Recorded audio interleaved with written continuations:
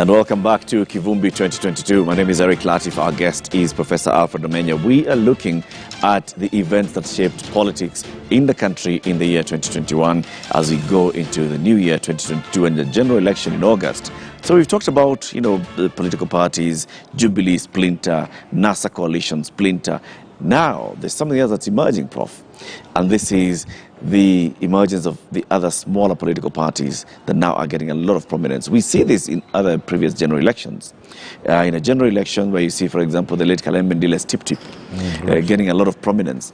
In previous elections, 2017, we had Dr. Alpha Mutua with Maendeleo Chapchap gaining prominence and fielding candidates. Now we have new political parties like, the party of the governor that we saw there of West Pokot has a political party. Governor of Muranga has a political party. Governor of Meru has a political party. The governor of Makueni has a political party. The governors have political parties now. Yes. It's the governor of Kilifi has a political party. So is this a governor's political party move into 2022? Eric, one of the things that I was very happy about in the new constitution, and my prediction was totally wrong. I'd say that, look, we'll have a very good crop of leaders that can be presidential. And I was looking at the governors and the senators as the space where you can actually grow these guys. But based on what you're talking about, and my thinking then was that these guys would be influential in the bigger political parties because they've got resources, their positions are significant, and so on and so forth. But I was wrong. Because instead of seeing these people play a significant role in the main parties, take them over and use them for political aspiration, what we are seeing is each and every one of them, forming his own small party so that he can negotiate and become a minister or I don't know what, when the new guys get into power. And I think now we'll not be asking which governor is in which party because each governor is a party and has a party. So the only thing we'll be asking is that which one of them does not have a party. At least I know Joho from Mombasa doesn't have one. But majority of them... And Kananu of Nairobi hasn't. Yes, Kananu. Has a political party. Has not set up a political party yet. Yeah, but I think more fundamentally what we are asking is that why do we need political parties? And what is their role in governance? And political parties are very, very important as institutions of governance of the country. These are the depositories of policies. This is the place where you grow leaders and new politicians and so on. These are the spaces where you can have long-term thinking in terms of power and power dynamics about the country, foreign policy, and all those sort of things. So immediately, you basically kill big political parties, or they cease to exist. And all you have are these personal vehicles. These guys don't have the capacity, they don't have the infrastructure, they don't have the quality of membership, they don't have the networks that would enable them to be ready to govern. Let's look at cases, actually. Look at the ANC in South Africa. The ANC is not just the party in power. In fact, people serving in South Africa in any single position, from the president, as long as they come from ANC, are basically holding those positions on behalf of the party, and they push the party agenda. The day they disagree with the party just replaces them, and life continues. And that will happen all the way from the presidency. Look at our neighbors here, Tanzania, with CCM. Very well established. One of the things that is always being said is the ball boy of CCM, the former president Jakaya Kikwete. This was a very unlikely person to lead a country. If it was not for the political party and the systems that were put in place and the levels that he was able to go through, nobody would have even heard of such an individual at all. In the US, look at people like Barack Obama. These were creatures, the people were created by political parties and were only able to get to those positions because of the party. So immediately you remove a party, then what you end up with are just individuals with no depth as Maybe such. it serves those countries and those democracies Right. because of the systems that they have. Remember, Kenya has experimented with giant party, KANU. Right. Giant party that was in power for all those years. Correct. And then there was this feeling of disquiet of you're being controlled from one place, and Kenyans want to have the freedom to think. Probably having these small political parties and then forming coalitions is a way that people feel that their interests, their all individual interests are being catered for.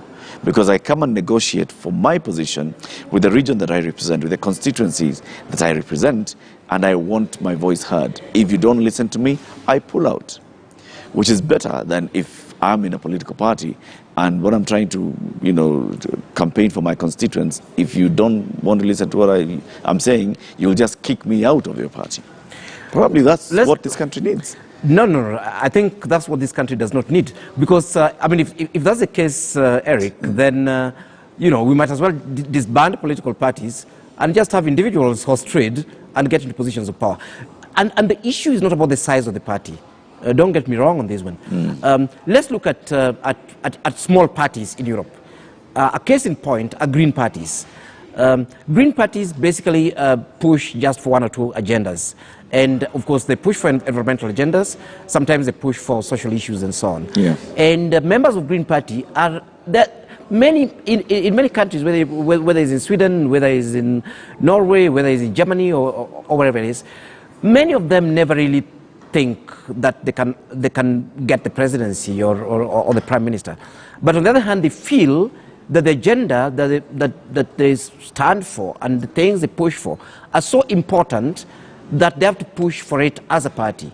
And so basically what you have is a group of believers in a particular policy, and they come together, and they don't mind even if only one or two of them gets to the national parliament. Yep. Some of them get into the local authorities and so on, as councillors and so on, but they're consistent in the agenda. And then occasionally they get into coalitions so that they can push the agenda. What is my point? What I'm trying to illustrate here is that what is important is really the agenda, and that's what I was referring to as a policy, and the ideology of the party. And yes, the big parties will have a position on everything on earth, from the health of Yoweri Museveni in Uganda to growing sweet potatoes in central Kenya and so on. But smaller parties, I mean, if we got small parties right, small parties can just focus on a couple of issues. You can be a party, for example, that looks at devolution, for example, as your major focus, or pushing for cultural, gender rights and environmental issues and so on and so forth. Yeah, so the issue in Kenya is not really the size of the party. You can have a small party, and that is encouraged, as long as these small parties are pushing policies. But what we're having is that the small parties, like you've said correctly, is being used to negotiate. To negotiate for whom? To negotiate for the individual founder, not even his clan, not even his family, not even his tribe, and secondly, it is not about any issue. But having said that, the problem is not in Kenya now. It's not just about the small parties alone. The big parties are no better. In fact, Jubilee is an excellent example. Jubilee had a manifesto. They threw it out. Then they came up with something after they got elected. They threw that thing out. Then they came up with Big Four. They threw it out. Now we really don't know what Jubilee stands for. They're talking about wheelbarrow, the UDA. One part of Jubilee is on wheelbarrow. There's Jubilee on wheelbarrow. There's Jubilee for billionaires.